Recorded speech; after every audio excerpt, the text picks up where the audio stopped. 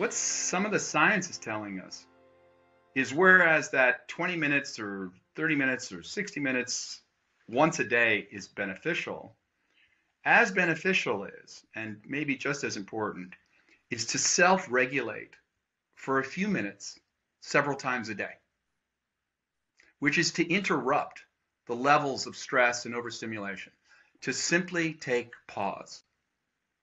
Now, again, that's even as I said, and I devote at least 60 minutes in the morning to meditate. It's not so easy for me to pause. I get in the flow of my day, and it's not so easy, and this is happening, and new stuff's coming at us, and I have a smartphone, So the point is, it's incredibly meaningful and important that each of us pause so we can bring the better part of ourselves to the moment. Now, to answer your question,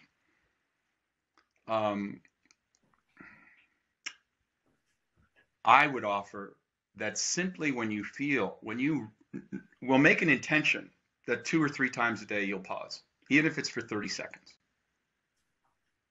We should all do that. You will be made better by it, and perhaps our world will even start to feel the positive effect of that. I think something as simple as noticing where you're breathing, because another aspect of this that we haven't talked about, Steve, is where your breath is dominant. So when we're breathing shallowly, we've already realized that that's less than ideal, because that's a sign that I'm in a kind of fight or flight mode. But if the breath is in my upper chest, it's already a sign that I'm in a hyper vigilant, hyper alert state.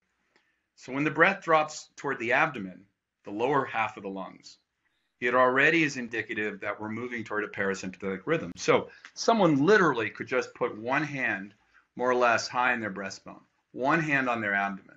So if you got pissed at the dog and it wasn't the dog's fault, or the child, or what, or you didn't get enough likes on your social media thing, whatever it is. Even if it was the dog's fault, it's still dog's fault. But your reaction is your choice. Mm-hmm. And made better by, getting pissed off at the dog. The point is, literally put one hand on the breastbone, one hand on the abdomen, down here.